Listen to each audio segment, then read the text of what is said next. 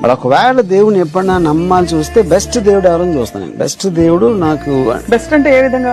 దేవుళ్ళు యాక్సెస్ అందరికీ ఉంటుంది కాబట్టి అప్పుడు నేను జీసస్ క్రైస్ట్ తెస్తాను. ఎందుకంటే అమెరికా అందరికన్నా బలమైన దేశం ఎకనామికల్ గా, మైట్ వైజ్ గా. అంటే which means Jesus Christ is working better అన్న ఫీలింగ్. పెద్ద యాక్సెస్ ఉంటే శుభ్రంగా క్రిస్టియానిటీ కూర్చొని అక్కడికి వెళ్ళిపోతాను.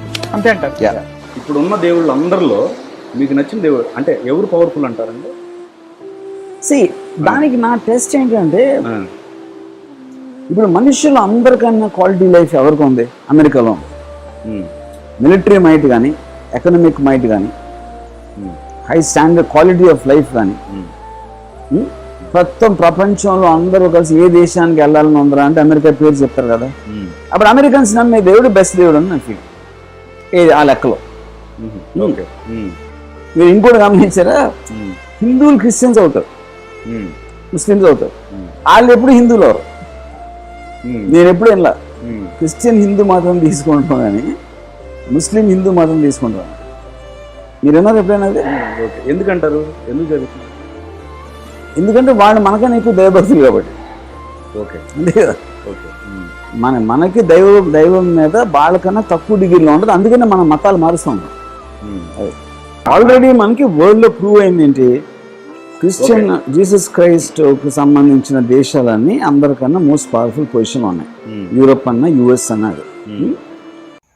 అందరికీ వందనాలండి.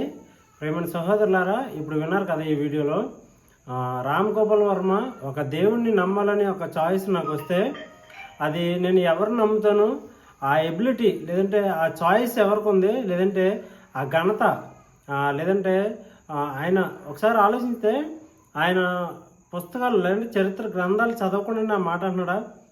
ఎందుకంటే యేసుక్రీస్తు ప్రభువు చేసే కార్యాలు ఎన్న తగినవండి.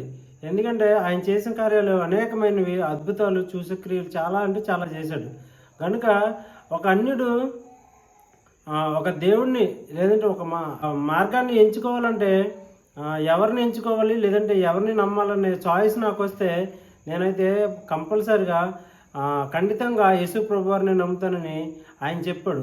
ఎందుకంటే ఈ వీడియో వచ్చి చాలా రోజులైంది. కానీ మేము ఎందుకు చెప్తున్నామంటే, చెప్పాం కదండి, ఒక సంఘంలో అవేర్నెస్ తీసుకురావాలి, అనేక మందిలో ఒక ఉద్యోగాన్ని రేకెత్తించాలని మా వంతుగా ఈ వీడియో అయితే చేస్తున్నాం. కనుక ఆయనే ఒక అన్యుడే అలా మాట్లాడుతుంటే మనం యేసుక్రీస్తు వారిని తెలుసుకున్న తర్వాత ఆయన పైన విశ్వాసం ఉంచి ఆయనలో ఎదుగుతున్న మనం ఇంకెంత స్ట్రాంగ్గా, ఎంత గట్టిగా మన విశ్వాసం అనేది ఉండాలి. ఇప్పుడు చూడండి, చాలామంది చూస్తున్నాం వారి విశ్వాసంలో చాలా అంటే చాలా అల్పంగా, చాలా అంటే చాలా స్వల్పంగా ఉంటున్నారు.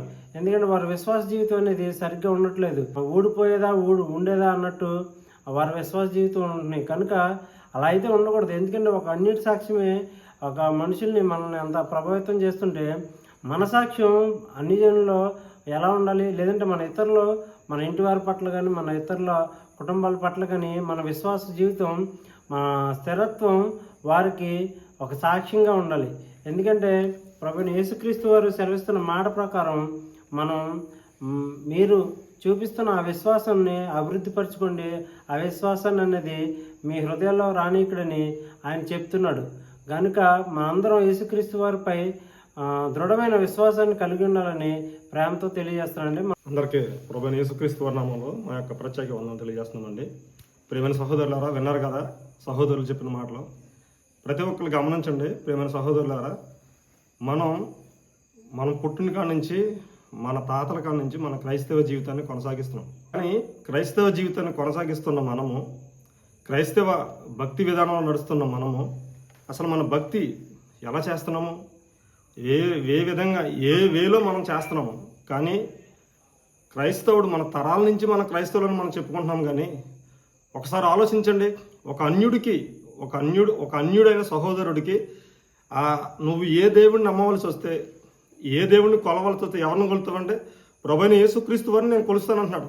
కానీ అన్యుడికి అర్థమైనట్టు ఈనాడు క్రైస్తవునికి మనకు అర్థం అవ్వాలి. ఎందుకు మనకు అర్థం అవ్వలేదంటే, గమనించండి, ప్రభు యొక్క శరీరాన్ని మనం తీసుకుంటున్నాం, ప్రభు యొక్క రక్తాన్ని మనం తాగుతున్నాం. ప్రతి పనిలో, ఆ సువార్త పనుల్లో కానీ, ఆ మీటింగ్లో కానీ, ఆ వాక్య పట్టణంలో చదువుతాం కానీ, ప్రార్థన విషయంలో కానీ, వాక్యం చెప్పే విషయంలో కూడా మనం సమాజానికి చూపిస్తున్నాము. కానీ మన జీవితాన్ని ఒకసారి వెనదిరిగి ఆలోచిస్తే ఏముంది క్రైస్తవ జీవితం? క్రైస్తవుడు దేనికి అసలు ఆ ప్రాధాన్యత ఎక్కువ ఇవ్వాలి? క్రీస్తు ఆయన పనిని ముగించుకుని పరలోకి వెళ్ళిన తర్వాత శిష్యులకి ఏ ఆజ్ఞ, మొట్టమొదటి ఆజ్ఞ ఏమి రాశాడు? మీరు సర్వలోకానికి వెళ్ళి సర్వ సృష్టికి సువార్తను ప్రకటించమని శిష్యులు చెప్పారు.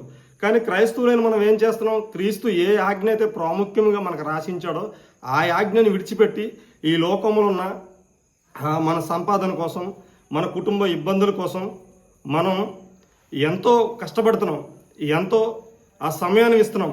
కానీ మన కోసం ప్రాణం పెట్టిన, మన కోసం రక్తం కార్చిన ప్రభు, మనకు రక్షణ ఇచ్చిన ప్రభు, మా తాతల కాడి నుంచి మేము క్రైస్తవులమే, మా తాతల కాడి మేము క్రైస్తవ విశ్వాసం అని చెప్పుకుంటున్నాం. కానీ విశ్వాస జీవితాన్ని ఒకసారి ఆలోచిస్తే ఎవరి జీవితంలో విశ్వాసం కనపరుస్తుందా?